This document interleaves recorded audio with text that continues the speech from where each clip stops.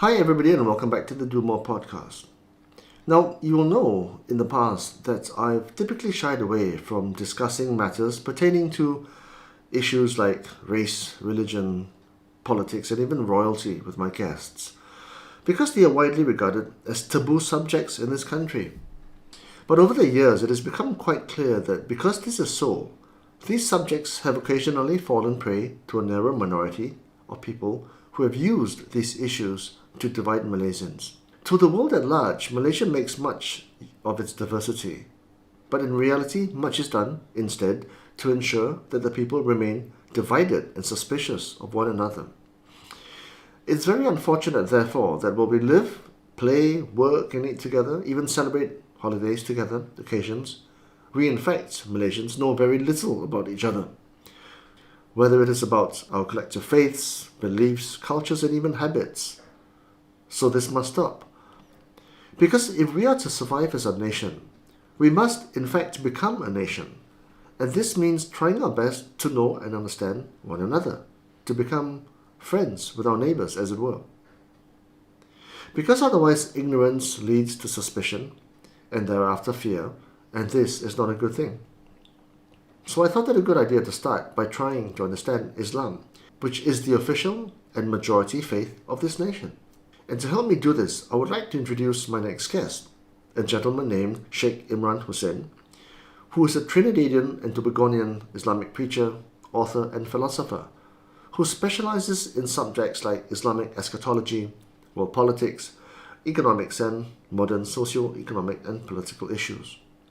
He is the author of books that include Jerusalem and the Quran, amongst many others, and who also happens to live part of the year in and who actually does love Malaysia. As always, before we begin, a small request, if possible, to please subscribe to the Do More podcast. Share it around your friends and network if you enjoyed or learned something from the content. Like it if indeed you did so, and to leave a constructive comment below if it applies. And so now, dear viewers, without further ado, may I present Sheikh Imran Hosein. Sheikh Imran Hosein, a great honor, a great privilege, and a big thank you for agreeing to do this discussion with me on this day. I really reached out to you in the past, hoping that you could shed some light and perhaps dispel some misconceptions about the Muslim faith, especially among Malaysians, where we do live together but not necessarily in full knowledge of each other's cultures and faiths and the way we think. So hopefully today we can get into that with you and some of the other teachings and theories as well. So if we can, just to set the mood and to help people understand who you are, can you tell me who is Sheikh Imran Hosein and what you stand for? Before I respond, my brother Chung, to the invitation to introduce myself, let me tell you that I've been visiting Malaysia since 1988. And I actually lived in Malaysia for 5 years when I got permanent residence. And my impression of Malaysia is that while the Chinese and the Malay and the Indians, but particularly the Chinese and the Malay, are living together in the same country, they appear to be living as strangers to each other. And I'm so happy that you are making an effort, courageously so, to try to bridge the gap between the two people. I come from forefathers who left India about 200 years ago, looking for a better way of life in the Caribbean. I was born in the Caribbean island of Trinidad, which is at the closest point only 9 miles away from Venezuela. And we have Spanish as a second language in our schools. But we are an English-speaking people. So I am the third generation in Trinidad.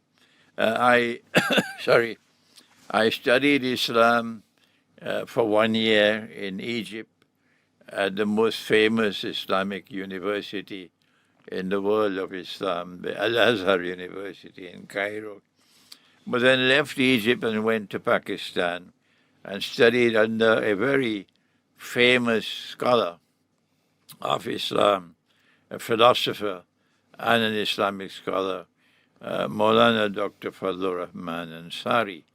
And then I graduated from the Karachi University in philosophy, went back to Trinidad and joined the Foreign Service, the Ministry of Foreign Affairs.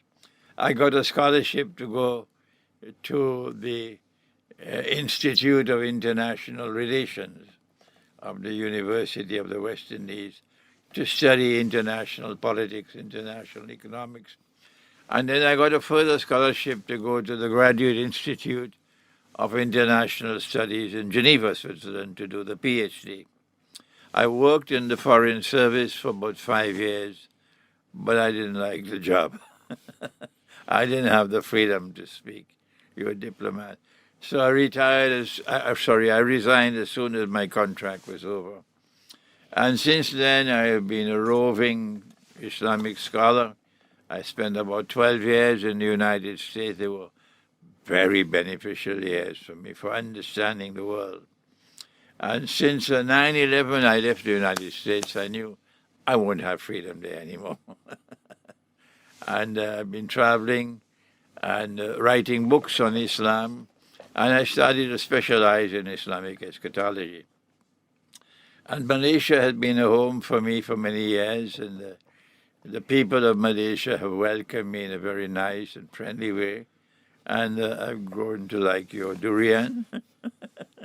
And I'm back here after 5 years. Yeah. Imran, that is so heartening to hear that you have spent some time in Malaysia and you understand the pressures that we in Malaysia go through, and of course the silos that we built around us. But nonetheless, this question needs to be asked because as it stands, we don't really understand each other, as you quite rightly point out. What do non-Muslims like me need to know about Islam? It is necessary for every human being, whether you are Chinese or Indian or Malay or European, it makes no difference. You're a human being. And every human being must use the rational faculty with which you have been endowed, the rational faculty to think. And those who fail to think will pay the price for it. And when you think, you have to find out what is that which explains all things, what is truth. Every Chinese would want to know what is truth. Every Indian would want to know what is truth. And the answer to that question is truth is that which explains all things, which explains our existence, which gave us this wondrous diversity, that some people are fair-skinned, some people are dark-skinned, some people are shaped like this, others are shaped like that. Not that we should be rivals with each other, not that some should believe we are born superior to the other, with chips on your shoulder. Such a people are diseased. The diversity amongst mankind is not a liability, it's an asset. It is similar to the different colors of the flowers in the garden.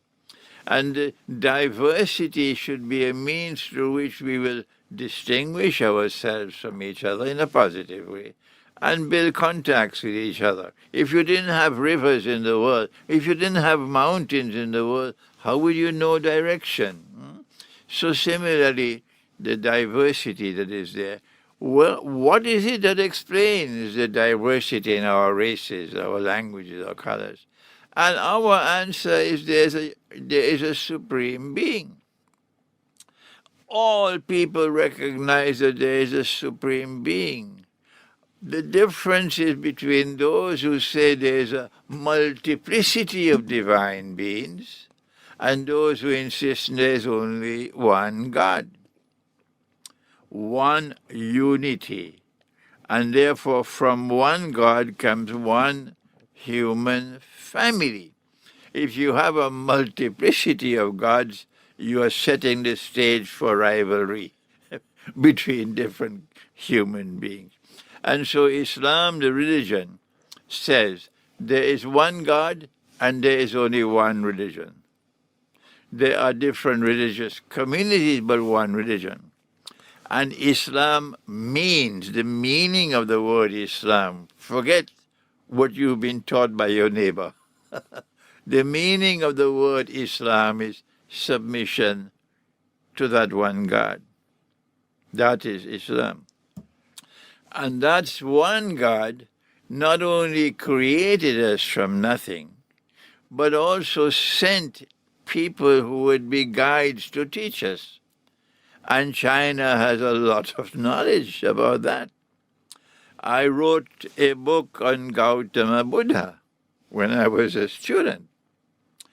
And I am convinced that Gautama Buddha was one of those guides, China knows about Confucius, okay?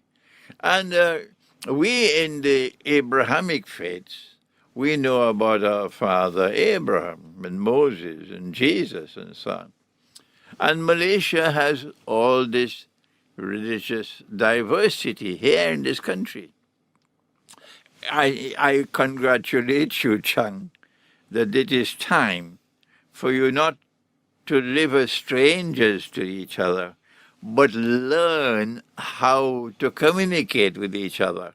If you come to me with a sword in your hand to seek to demolish me and my conception of truth, I don't want to talk to you.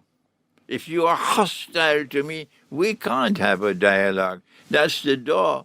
Leave. Don't come back. But if you show respect for me, and if we can defer respectfully, we can have a meaningful dialogue in this country. I'm not Malaysian. I'm here. Malaysia is not the most important country for me at this time. Southeast Asia is not. Russia is far more important for me at this time than Southeast Asia. So in this old age of mine, I devote more time and more attention to the Orthodox Christian world. You know them, because those are Christians who say a man can never marry another man and get a marriage certificate here. There are other Christians who don't follow Jesus. They follow a fellow called Santa Claus. You must have heard of him. So those Christians, they're a waste of time. But these Christians are similar to us, Muslims. They have a conception of religion that is quite similar to ours. And they are the ones who are now becoming dominant in the world militarily. Russia is the dominant military power in the world today. And we are forging friendship and alliance between the world of Islam and the world of Orthodox Christianity, led by Russia. I don't hide this agenda of mine, okay? So Malaysia is not that important for me at this time. But I'm happy to be here at a time when it's the durian season, and I'm happy to respond to your invitation for today's interview. I hope we can do it again and again. What is the way on which we should follow? What is the strategy for us to start talking to each other, to understand each other? This was my introduction to Islam. And yet, people of other faith belong to faiths which say they are the only faiths that matter, firstly.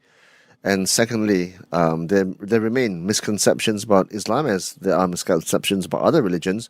And having lived in America for 12 years, you know some of those misconceptions, which I'm sure you're going to be writing now. The Quran, for us, is our absolute source of truth. Not the mufti, not the minister, not Tom, Dick, and Harry. They don't speak with authority, not the king. The Quran speaks with authority. And the Christian, the Muslim, and the Jew, all three, believe in a father called Abraham. And the Quran says to our Prophet Muhammad, Allah's blessing be upon him, commanding him, you must follow the religion of Abraham. Let me repeat that for your audience. The Quran commands Prophet Muhammad, Allah's blessing be upon him, that you must follow the religion of Abraham. The Christian believes in Abraham. The Jew believes in Abraham. So from which garbage bin did this nonsense come? Excuse my violent language. That Islam is a religion which came with Prophet Muhammad. It never existed before. And it is a religion of those who follow him. From which garbage bin did that nonsense come? When the Quran orders you follow the religion of Abraham. And every Christian believes in Abraham long before us. And every Jew believes in Abraham long before the Christian and the Muslim. Abraham is pivotally important for the Jew. So let us first of all demolish this nonsense that Islam is a religion which came with Prophet Muhammad for the first time, and it is a religion exclusive to those who follow him. I don't know from which garbage bin that nonsense came from. No, there is only one God and only one truth, and therefore only one religious way of life. Call it what you want. We say it's a religion of submission to him. I don't submit to any constitution. Chung, the constitution is not the supreme authority for me. You can put me in jail if you want for that statement, because it's sedition. But I don't submit to any constitution as absolute truth. I don't submit to any government as absolute truth. Okay? And I invite the Christian and the Jew and the Buddhist to do the same. Yeah, we submit to absolute truth which comes from the Lord God. That is our conception. And there is only one God, one truth, one religious way of life, but multiplicity, diversity. This is the splendor of his wisdom, that he created many different religious communities in the one true religion. At a practical level, what does that mean for people who profess different faiths, but who live under the same sky You in Malaysia? first of all must recognize you do not belong to different religions. Rather, you belong to different religious communities within the framework of the one religion, which is the religion which has come from the one God. The one God doesn't have 3 or 4 conceptions of truth, Chung. No. If you believe in one God, fine, you are my brother. If you believe in many gods, that's the road, go, leave me alone. Right? If there's one God, there's one truth. And yet there are many beliefs and customs which separate people from one another. Different diets, different ways of dressing, different beliefs, different habits. How can this be so? Well, I thank the Lord God for that multiplicity. I thank the Lord God for all this diversity. And I want to know where that idiot came from, who all of us must give up what we are eating and eat only Kentucky Fried Chicken. All of us must give up the different clothing that we have, and all of us must wear the same stupid blue jeans. Huh? All of us must give up our local languages and speak only your language, English. Why you want to transform all of mankind into one global society, monotonously so, when all through history we've had the splendor of different peoples, different cultures, different cuisine, different languages, different clothing, and it was a wondrous thing to travel and see the multiplicity of mankind. This is not a liability, Chung. This is an asset. If, as you point out, which I also believe to be the case, if we are all brothers and sisters under the same sky on earth, why is there so much suspicion and ignorance and fear of one another on earth. When a people are oppression, it naturally results in negative feelings towards the oppressor. There is oppression today in many parts of the world. And if I point out that oppression and you feel uncomfortable about it, that's not my problem, that's yours. You can't recognize oppression because it's inconvenient to do so. Okay? It is politically inconvenient to do so. There was oppression in this part of the world, in Southeast Asia. It would not be necessary for me to point out and identify the oppression. But that oppression has resulted in negative feelings for each other. One of the ways in which we can address the problem is by calling a spade and recognizing the evil which was done by modern Western civilization in many parts of the world. Everywhere they went, they left their bloody footprints. Everywhere they went, they corrupted mankind. And they spread their tentacles all over the world. Modern Western civilization, including this part of the world. And they left they left nastiness behind. One of which, of course, is that they remove real money from the market. Money with intrinsic value. You are financial analysts. I'm an eschatologist. And they left real money with intrinsic value. They removed it from the market. And they replaced it with bogus, fraudulent, sinful money, which they are using to rip off mankind, to impoverish the masses around the world, to reduce them to destitution, and eventually to enslave them. Do I need to speak more? 1971, President Nixon taking the dollar off the gold standard. Why do you think they did that? You're changing the subject of discussion now, John. Well, I mean, you talked about it, right? You talked about the removal of... All right, I'll respond to you, but then we get back to our topic.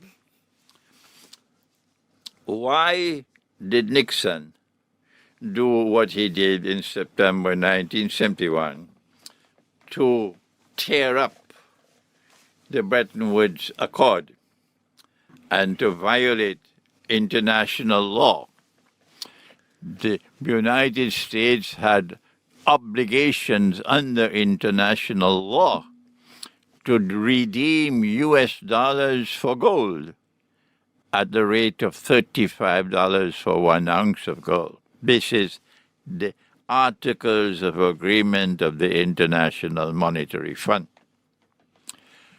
As a consequence, while all the rest of currencies, now we have a new word we never had before in human history, something called currencies.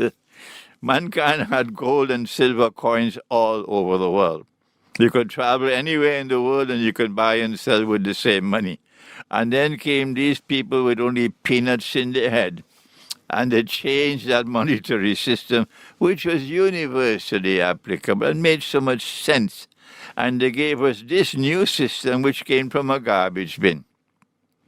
All these currencies, which have no intrinsic value. They're just paper. But only one currency had some integrity, and that was His Majesty the US dollar. Because you could redeem, you're obliged to redeem. The United States government was obliged under international law to redeem US dollars for gold at $35 an ounce. Good. This is the IMF, the Articles of Agreement. Amongst those who recognized that the monetary system was bogus and fraudulent was Ahmad Sukarno in this part of the world. And as a result, today he's forgotten. naturally. The ones that you remember are not Ahmad Sukarno. And in Europe, the most famous name of all was Charles de Gaulle. And they recognized that this was bogus. And this was favoring the United States to become wealthy at the expense of others. In this part of the world came Dr. Mahathir, who late in his life as Prime Minister then attempted to respond. And Charles de Gaulle stood up in the French National Assembly in 1966 and blasted the monetary system as unjust. I don't know any mufti in Malaysia who ever did that, who has the competence to do that. But they are muftis. And Charles de Gaulle said, okay, since the law, international law, allows us to redeem dollars for gold, we're going to do it. And the French central bank started sending dollars to the United States demanding gold. So what they did was, this was uncomfortable for them. They wouldn't want this to go on because the system will collapse. The bogus system will collapse. So they got rid of Charles de Gaulle. Yeah, they know this is called regime change. They have PhDs in that, these wicked people. But after they got rid of Charles de Gaulle, the French government that succeeded him still continued the policy of redeeming US dollars for gold, and the United States did not like that. So when in September 1971, the French government said we want $3 billion US in gold, Nixon said enough is enough. This is going to threaten the house of cards. It could collapse. And that's why he reneged on his obligations under international law. He said, in effect, we gave our word that we would redeem US dollars for gold at $35 an ounce, but we don't have to keep our word. That is modern Western civilization, a people you cannot trust. And as soon as he made this declaration, the US dollar went into a place called no man's land. The rest, you should know it because you are a financial analyst. That they were on both sides of the war in October 1973, 2 years later. The Soviet Union was playing along with them, that the war should go to a draw. As soon as that war started, King Faisal in Saudi Arabia imposed an oil boycott on the United States. They knew it was coming, and they wanted it to come. And the price of oil rose by 400% from $3 a barrel to $12. And the US dollar, which had fallen to 40 from 35, it fell by 400% to 160. It even a schoolboy should be able to understand that there's something bogus in this system, that a war in the Middle East between Israel and the Arabs should affect the international currency. If you had gold and silver, that wouldn't happen. So that is why they did it. As soon as this happened, and the Arabs now getting 4 times more money than they were getting before, Kissinger then achieved the biggest con man's job in history. Nothing can, even Trump cannot compare with Kissinger. And Kissinger flew to Riyadh and met Faisal, who we have respect for him, but Faisal didn't have more than peanuts in his head at that time. And he made a deal with Faisal, in consequence of which something called the petrodollar was born. That instead of the US dollar being backed by gold, the US dollar will now be backed by oil. And Saudi Arabia said goodbye to truth. Saudi Arabia said goodbye to truth when Saudi Arabia agreed They will sell oil, but you can only buy it with US dollars. That is the birth of the petrodollar. And as a consequence, the United States got out of no man's land, and the US dollar flew higher than ever flew before. So 53 years later, from that fateful day in September 1971, now the US government is $34 trillion in debt. Everybody, well, a lot of people are now concerned about the sanctity of the dollar as a reserve currency for the world, and they're flocking to other possible solutions, including gold and this other thing, Bitcoin, which you have a lot of disdain for, Imran. How do you read the current situation, especially in the context of the conflict in the Middle East now? Well, if I put aside eschatology, okay, the Islamic eschatological view of the subject, the demand for US dollars is still there, strong all around the world. The US currency is still strong and in demand around the world. The debt that the United States has does not seem to affect the health of the US dollar, okay? The US dollar is still keeping the United States healthy and keeping the United States wealthy. Good. When we turn to eschatology, then we know that there is someone called the Messiah. What does eschatology mean? The study of the end time. The end of the world. The end time. Yeah. The end time is comprised of two things. The end of the world, when the material universe will crush, will be destroyed, and would be replaced with another world. And at the end time, you'll have something called resurrection. And all your forefathers who died and who were buried in the grave, and those who were cremated, will all be brought back to life. And then there is something called a judgment. And there is heaven and hell. That is the end time. But before the end of the world, there is something called the end of history, which Francis Fukuyama made famous. And the end of history is when truth will triumph over all rivals. And what's his name now in Singapore? Lee Kuan Yew would be surprised. Lee Kuan Yew will be surprised with his, was it, where did he study? Was it Yale? Cambridge, I think. Cambridge? Yeah.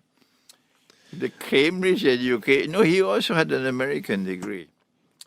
Lee Kuan Yew would be surprised that truth at the end of history is not what he was taught and what he accepted. That truth will prevail in the world at the end of history, and truth will triumph over all rivals. So there is an end of history, and there's an end of the world. Two separate things.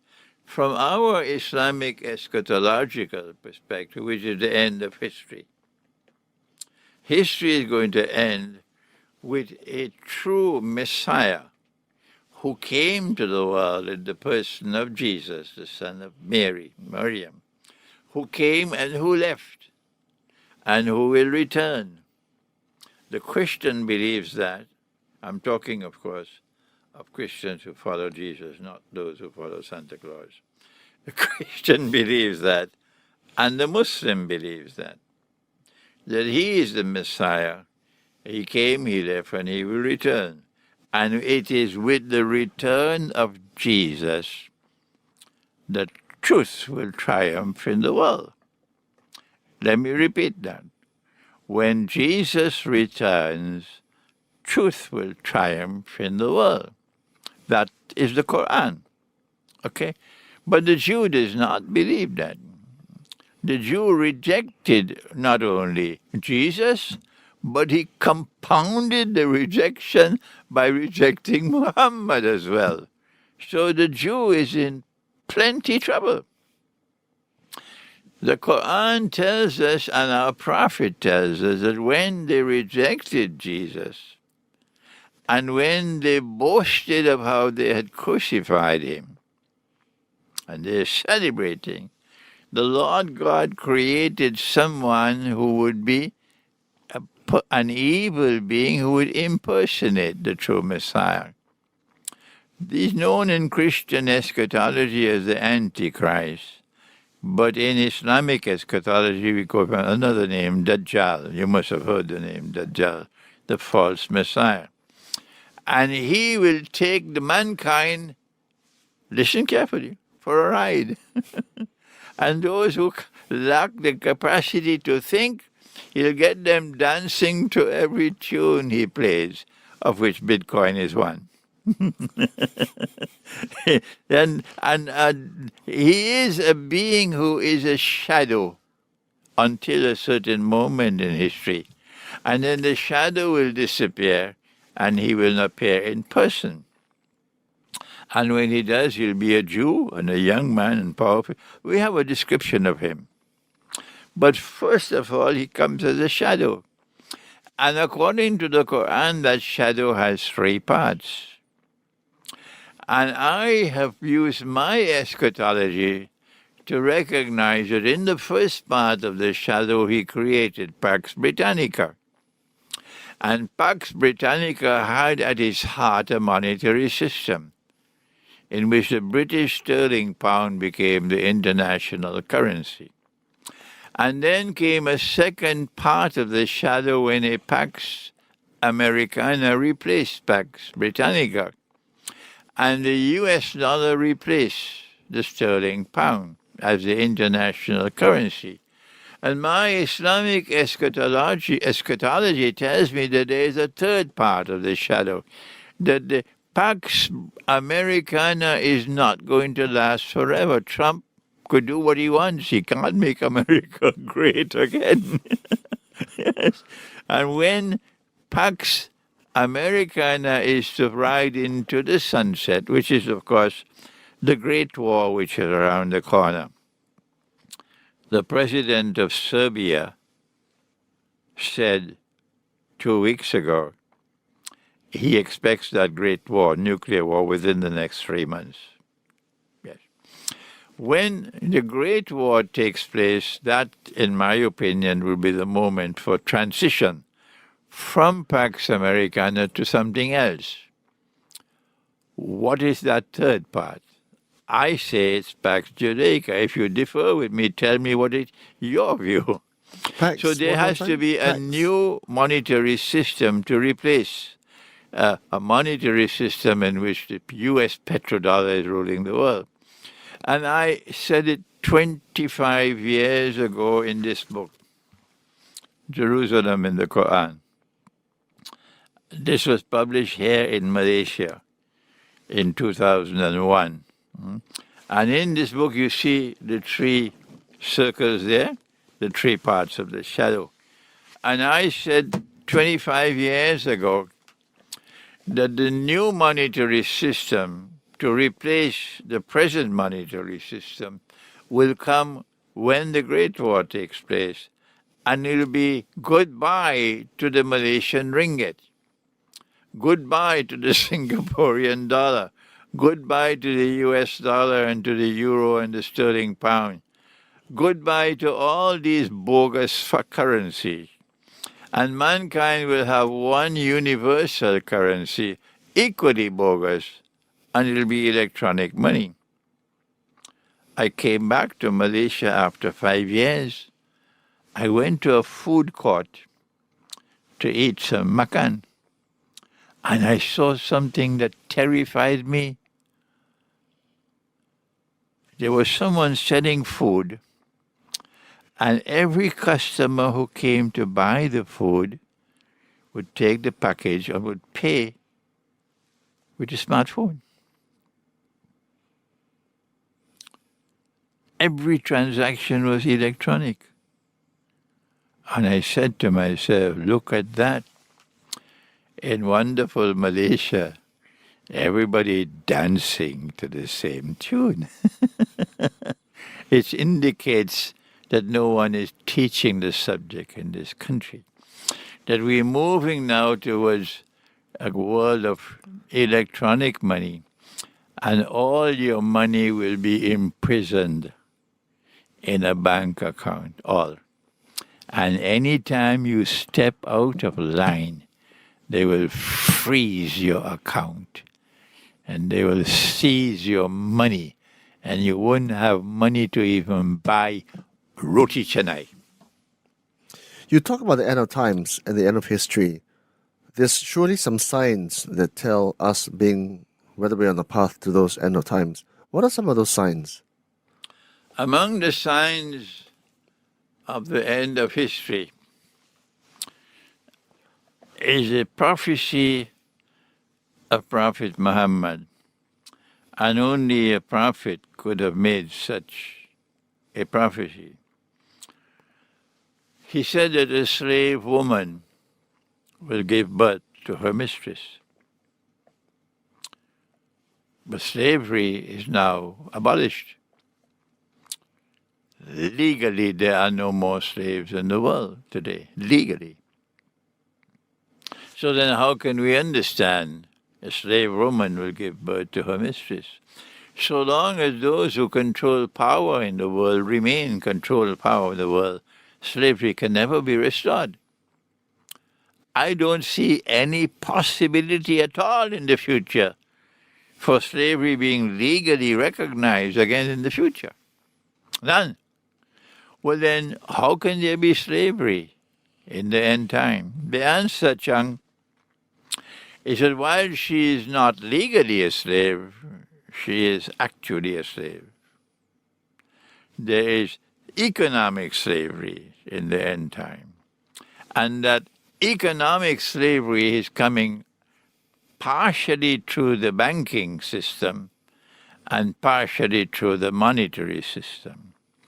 And the evidence is now as plain as daylight for those who still have eyes with which to see and are not blind, that there is an avalanche of economic refugees from all over the world, leaving Africa, leaving Indonesia, leaving Pakistan, leaving Bangladesh, leaving Egypt, leaving Morocco, leaving Algeria, leaving Colombia, leaving Venezuela, leaving South America, leaving Mexico, and heading for the lands of green pastures, where there's something called hard currency. The US dollar, the euro, the sterling pound, etc. And Trump wants to respond to that by building a wall. All right? But that is not the cause of the problem. This is one of the signs of the last day, which is clearly before our eyes. It's never happened before in history. For the first time, refugees are drowning in the seas. Ships are capsizing in the seas. So many people are dying.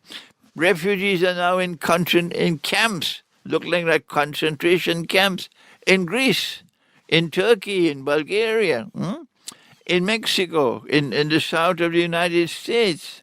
One of the main issues in the new election in the United States between Trump and Biden is immigration. The Republican National Conference taking place now as we speak devoted a whole day to this subject, immigration. This is the sign of the last day, that a monetary system and a banking system which was exploitative, which was legalized theft, has been ripping off mankind and creating economic deserts around the world, and people can't survive. That is what our prophet was speaking of when he said a slave woman will give birth to a mistress. It'll take more time for me to explain why is it a woman and why would she give birth to her mistress. We don't have the time for that today. You mentioned the president of Serbia speaking of the Great War in 3 months' time, and it's going to be nuclear. What do you think? How close are we to these end times? Chung, I have been asked that question 500,000 times. 500,000 times. And the question is still coming because people in different parts of the world recognize my scholarship in Islamic eschatology. That's why they turn to me and not to others. And the only answer I can give, Chung, is that I'm surprised that the Great War has not as yet taken place. It is overdue. I am firmly convinced that the Great War, the nuclear war, is around the corner, that it will take place soon. What I do know as well is that the American armed forces don't want it, because they know that Putin does not waste words. When the Russian president speaks, you better listen. Biden could speak, nobody listening. But when Putin speaks, you listen. And Putin has said that we have the capacity to destroy the whole of the United States in half an hour. That's the kind of military power that Russia has today with its hypersonic missiles and its nuclear weapons. So, when will it take place? If the American armed forces don't want it. When will it take place if NATO does not want it? NATO wants every other kind of war. They could get away with it, but not nuclear war. Does Russia want it? No. Russia has said clearly, no, we don't want nuclear war. China does not want nuclear war. China is not that stupid. China has a wise leadership in the world today. You can see wisdom in China's leadership. So who wants nuclear war? Answer: those who want to see the transition from Pax Americana to Pax Judaica. They want the nuclear war. But it will not be a government, it will be a secret service, therefore the Israeli Mossad. When the Great War takes place, and then mankind sees what is left of mankind, and mankind sees as a result of the Great War that Israel is now seeking to replace the United States as the ruling state in the world, all of mankind will blame Israel. All of mankind will blame the Jews for the Great War. And they deserve that. No Jew will be safe anywhere in the world. They'll have to flee from wherever they are. I hope they're listening to me. The Jew will have to flee from wherever he is and flee to Israel to stay alive, because all of mankind are going to blame you for the Great War, nuclear war. And when all the Jews are in Israel and the Messiah, the false Messiah comes and he takes you for the last ride on which you'll ever go, that's the time when the true Messiah will come. And you're going to have the destruction of Judaism at that time. This is our Islamic eschatology. The end of time, Armageddon, comes in different phrases. Different faiths also speak of the same thing. Christianity, of course, the Bible speaks of that. But the science-based, data-based people who look only at hard facts and data might differ in opinion. How would you respond to them? Well, I'm fond of saying from Islamic eschatology, you don't have to accept my explanation, but you cannot say I'm wrong unless you can say what is right. I have studied international relations, at 2 universities at the PhD level. And I am asking you if my explanation for the emergence of Pax Britannica is wrong. You must explain to me, how did Pax Britannica emerge?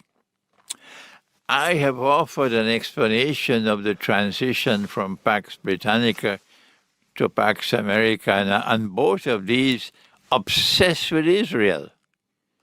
If I am wrong, you must tell me what is right. I have studied political science.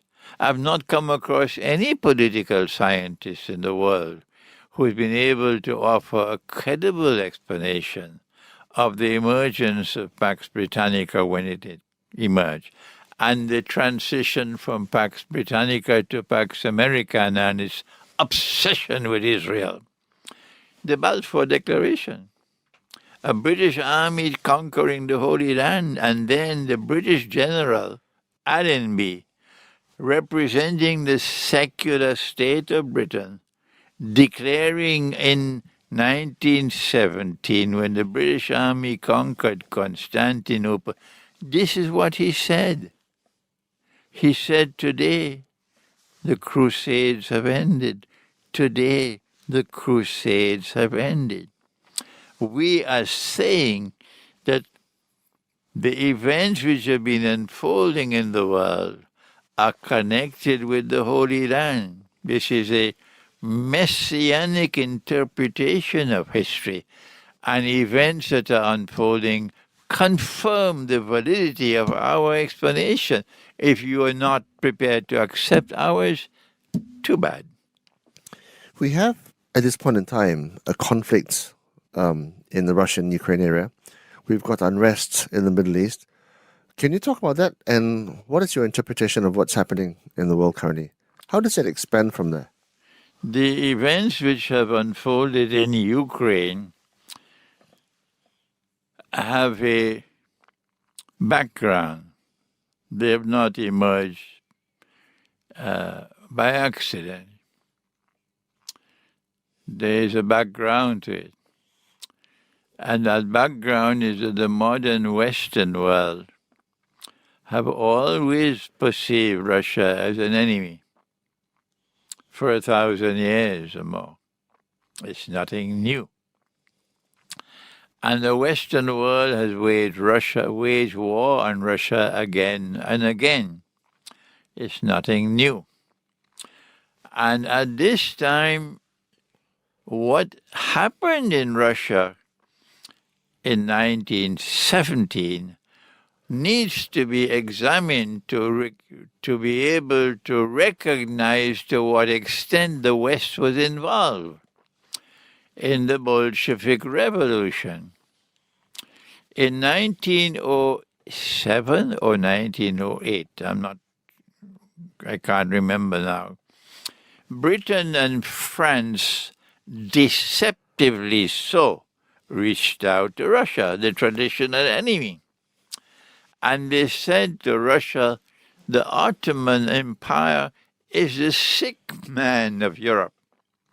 And there is a great war coming and it'll collapse. We're inviting you to join with us in a triple alliance, which will facilitate the collapse of the Ottoman Empire. What they didn't say is, we want you with us so your soldiers will be the guinea pigs fighting the war. And the people who will die will be Russians, not British and Americans. They didn't say that. But if you join with us in this triple alliance, we promise you Constantinople. Istanbul. Well, that is... modern day Istanbul. That is a new name for the city. But our prophet used the name Constantinople. So no one can stop me, not even you, Chung. No, I'm just, for people who don't know Constantinople, I'm afraid. No one can stop me using the name Constantinople, not even you, Chung. So, the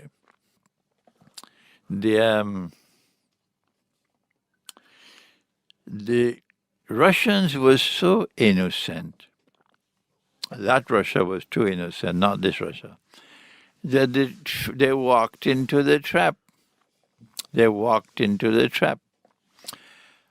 And the Triple Alliance was established, and there was a secret clause in the Triple Alliance that when we conquer Constantinople, we'll give it to Russia. Good? And when the war began in 1914, it didn't take long for the Russian armed forces to take heavy losses. But eventually they were able to prevail over the Ottoman Empire. And when the Russian armed forces were an arm's length away from Constantinople, then these devils in Washington acted. They had promised Russia Constantinople, but they didn't believe that. This is a deception. So then Wall Street then financed and planned the Bolshevik Revolution.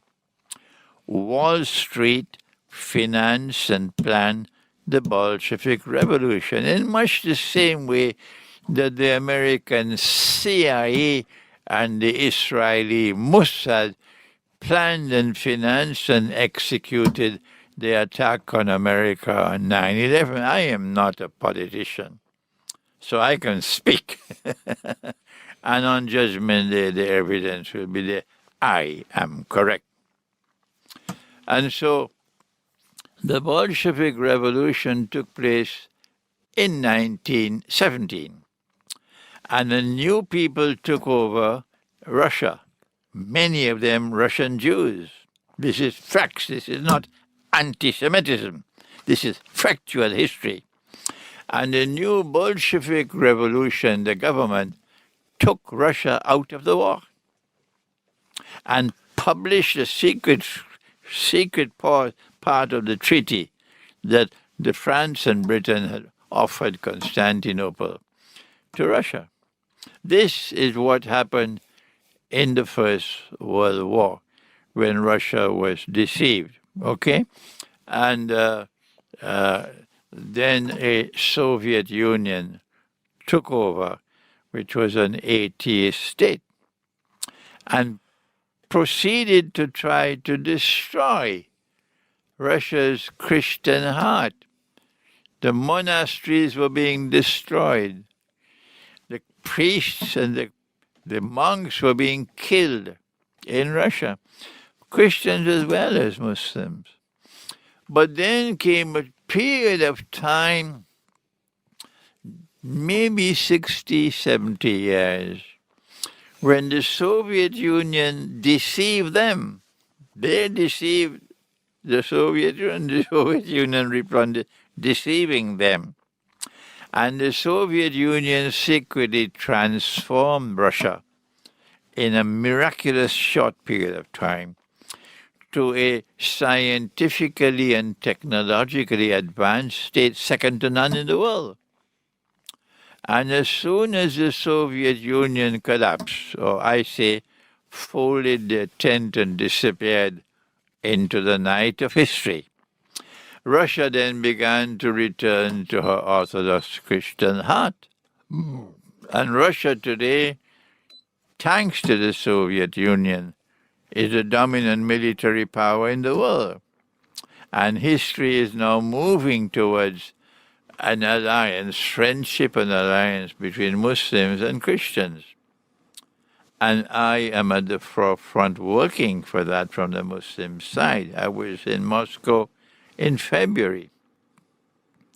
I attended a very important multipolarity conference. And I was the only Islamic scholar invited to that conference. They recognized the merit of my eschatology. And they gave me a very high profile in that conference. I was surprised at the profile they gave me. And when the conference was over, then the Russian Foreign Minister, Sergei Lavrov, invited a small number of us to have dinner with him. A little more than a dozen. And surprise of all surprise, I was one of the group. And I sat down with them. I was sitting across the table from Lavrov. And he spent 2 hours with us. 2 hours. And with such grace and kindness, he never spoke Russian. The entire proceeding was in English. They recognized I didn't know any Russian. And he talked on politics, he talked on economics, he talks on BRICS and so on, until I stopped him. I said, let's talk about the Quran. And then silence descended on the dinner. And after some discussion, the Russian foreign minister then said to me, can you prepare a document? What does the Quran have to say about Russia? And what does your prophet have to say about Russia? That was February. And since then I started writing a book, The Quran and Russia's Destiny. I might finish the book while I'm here in Malaysia. Look forward to it. The Quran and Russia's Destiny. What is the sum total of those thinkings and those writings? What should we know about what's happening in the Middle East?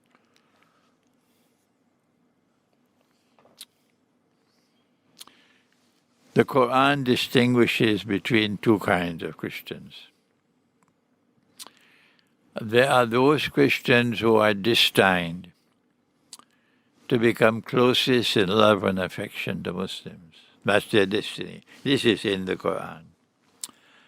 And there are other Christians who form an alliance with the Jews, and they have NATO as their military arm. With these Christians who will become closest in love and affection for Muslims, I'm working with them. But those Christians who form an alliance with Muslims, they are Christian people who have hatred in their hearts for us. And if you have hatred in your hearts for us, you have to examine your heart. Are you justified to have that hatred? If my people have oppressed you, if my people have done wrong things to you, and you have responded with hatred, I don't blame you. Can't blame you, okay? But if I come to you to denounce what the Muslims have done to you, and to support you, the oppressed, against my own people who oppressed you, you should open your eyes and recognize that you're not supposed to blame Islam for that. You must blame the misguided Muslims who acted wrongly.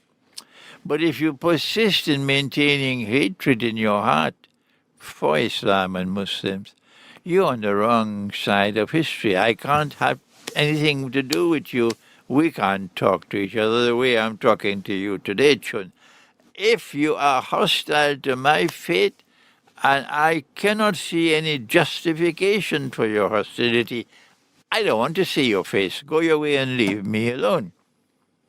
However, the Quran not only distinguishes between these two kinds of Christians, the Quran also declares that the Jews will be most hostile of all to you, and that's what's happening today.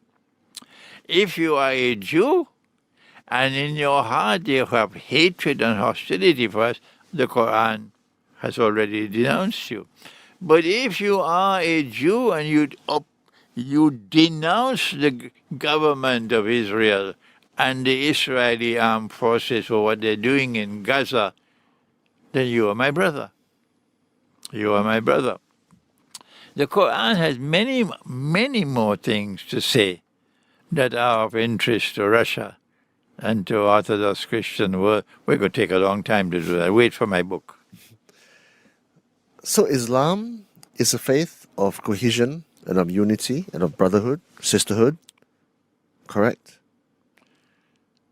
This is the religion of Islam, but Muslims seem to have lost Islam. Even here in Malaysia, they can beat as many drums as they want. when Islam came with Prophet Muhammad, Allah's blessing be upon him, it attracted the oppressed, the lowest people in the society, the slaves. They loved the religion of Islam. And those who were oppressors were terrified. Terrified. Today, the oppressors will take a photograph of a Muslim scholar and put it on a billboard 300 meters high on the road to the airport. The oppressor has embraced Islam and using Islam to oppress the oppressed. This is what is happening today. Where is that Islam today, which is striking terror in the hearts of the oppressor? Where is that Islam today which is attractive to the oppressed around the world? Yeah? You won't find that in the majority of your scholars and your muftis and so on. Very few there are today who preach that Islam, which is what Malcolm X used to do. That Islam which will attract the oppressed and terrify the oppressor. Why do you think that has happened? Number one, because of a defective system of education, religious education. Number two, because of inadequate education. You are educated and you graduate from an institute of Islamic studies and you have no knowledge at all about modern Western civilization, about the political challenge which has come from the West, about the economic challenge which has come from the West, about the monetary challenge which has come from the West. You know nothing at all about that, and you are a graduate. So not only defective education, inadequate education. Thirdly, because he who pays the piper calls the tune. And for so many of them, it's more important for me to keep my job than to stand up for the truth. If I stand up for the truth, I'd lose my job. If I stand up for the truth, particularly in the island of Singapore, I'm going to be in plenty trouble. I don't need to speak more on that subject. Okay? So we are living in a police state in which people are terrified that if I step out of line, I could be on the bread line. How does one prepare for a future which contains as much volatility as you mentioned? Good question, Chang. I think we have to work to prepare a new generation of scholars. We are organizing a conference in Armenia, Christian-Muslim conference. We were supposed to have it in September, but I have to travel back to Trinidad in September, so maybe next year, April. That Christian religious scholarship must produce a new kind of Christian scholar. That Islamic religious scholarship should produce a new kind of Islamic scholar. I can't speak for Hinduism. I can't speak for Buddhism. I can't speak for Confucianism. But these two, which are destined to become close to each other, Islam and Christianity, a new kind of Islamic scholarship and Christian scholarship is what is needed to produce a scholar who's able to respond credibly and with integrity to the challenges of the modern age. And that scholarship cannot emerge simply with knowledge which is externally acquired. You need, in addition to knowledge which is externally acquired, you need knowledge which is internally received. That is, internal, intuitive, spiritual insight. And Christianity has it. and Islam has it. If we can restore that and bring these two oceans of knowledge together to be harmoniously integrated, oh, Gautama Buddha could have done it.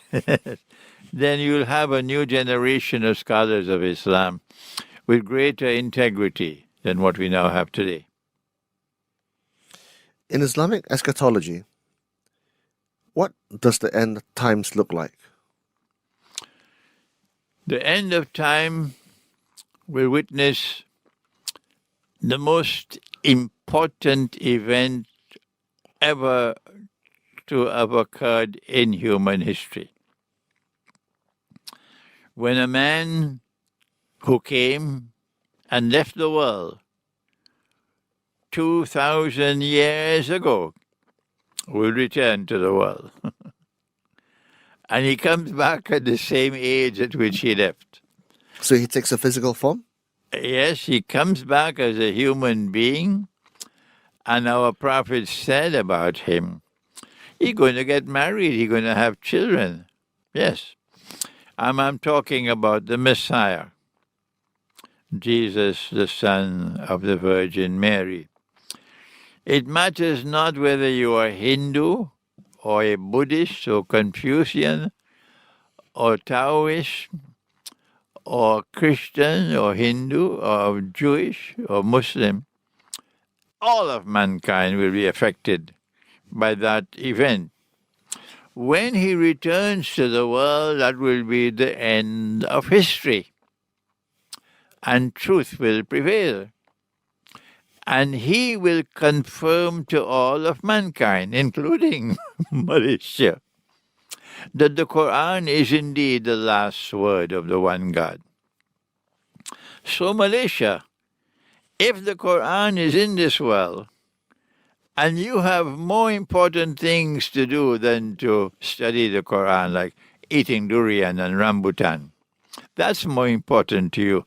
Or devoting yourself to an endless effort to augment your bank account. You live for money, that's all.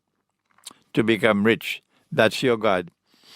Then when the end of history comes and Jesus returns and he confirms that the Quran is indeed the word of God, like the Gospel and like the Torah, and you have ignored the Quran, Chung, your goose is cooked at that time. That's right. That is how history will end. Back home in little Malaysia, how do we live among each other peacefully? As little as possible without fear or ignorance or suspicion. You have made a good start today. You need to have more of this kind of dialogue and keep the government out. Keep those who are ruling over Malaysia, say to them, kindly leave us alone. You've had enough time and you failed. So step aside. You have had enough time to solve the problem of interfaith dialogue and interfaith relations in this country, and you have failed. So step aside. That's what you have to say to them. They wouldn't like it. And when you tell them step aside, then you have to bring different people who will now do what you and I are doing here, explaining the religion of Islam as it's never been explained before. The Christians of Malaysia would probably hear it for the first time, that the Quran has said that at that moment when Jesus was to be crucified, he didn't know what's going to happen. And in Surah to Ali Imran, which is the third surah of the Quran, a conversation takes place between the Lord God and Jesus. The Christian will say God the Father and God the Son. We say the Lord God and Jesus. And the Lord God then said to Jesus, I am going to take your soul. And I am going to then raise you unto myself. And I am going to purify you of all the rubbish they have hurled against you and your mother. And I will then raise those who follow you, Jesus. Raise them to a position of dominance over those who have rejected you, meaning the Jews. But today the Jews are in alliance with Western Christianity, and they have NATO. They have NATO. So when Allah raises these followers of Jesus, they will become more powerful than NATO. A Christian people are destined to become the dominant military power in the world. A Christian people are destined to become the dominant military power in the world, dominant over NATO. Has Malaysia ever heard that? Do the Christians of Malaysia know that this is what the Quran says about Christians? I'm not talking about Christians who follow Santa Claus and who have something called Halloween. I'm talking about Christians who follow Jesus and therefore would not be part and parcel dancing to the modern feminist revolution, the LBGTQXYZ nonsense, that a man can marry another man and get a marriage certificate. Not those Christians. Yeah, Imran, we've talked about a lot of things in the last 90 minutes or so. Maybe if we can bring it home to Malaysia and perhaps let you have some parting shots to the Malaysian public about, how we should look at our lives and face these realities together. My experience in Malaysia has led me to the realization that this can best be described as a comfort zone. That Malaysia is not standing up to the oppressors of the world, not identifying with the oppressed. No.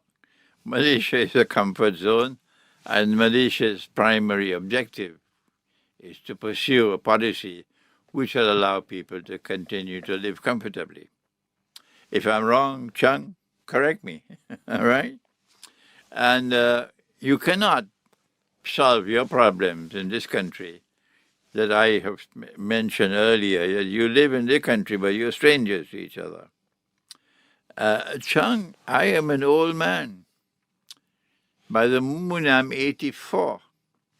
I have a white beard. I'm dressed in a gown and a hat. People can see a religious person.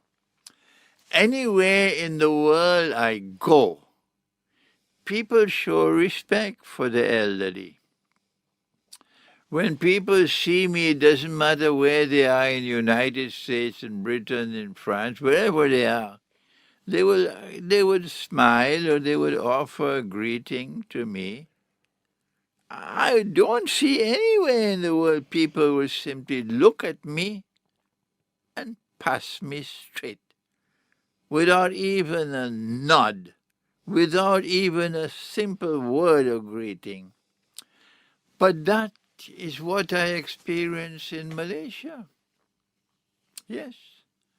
And the Chinese would recognize I am not Malay, I look Indian. So it's not race, it's religion. It's religion. And 9 out of 10 Chinese who pass me straight. No greeting, not even a nod. Indicating, if I'm wrong, correct me, Chun, that this represents negative feelings in their heart about religion, the religion of Islam. What is the cause of that? That has to be addressed. If we are to have a different Malaysia tomorrow and bring about some rapprochement between different tribes which are strangers to each other, we have to find out why is the Chinese acting like this. I've seen Malay who are reciprocating, and They dislike the Chinese. I've seen the Malay. And I say to myself, something is wrong. And if no one else can solve that problem, Chun, you must solve it. Okay? We must solve it. And I want to commend you for what you are doing today. And I hope and pray that this discussion session we have had today might be a catalyst to bring people forward together with the courage and the intellectual integrity and the knowledge with which to come together at the table and talk to each other with an effort to try to pursue truth, and with truth we can bridge the gap. Imran, I'm deeply honored and deeply humbled by your presence and the time you've given me today. I honestly do hope that we can have another discussion like this in the future, perhaps more detailed and with much more time. But thank you again for coming, and I do wish you the best of luck with all your efforts around the world so that we can have a peaceful future in the future. Thank you so much, Young, and I wish you the same, yes.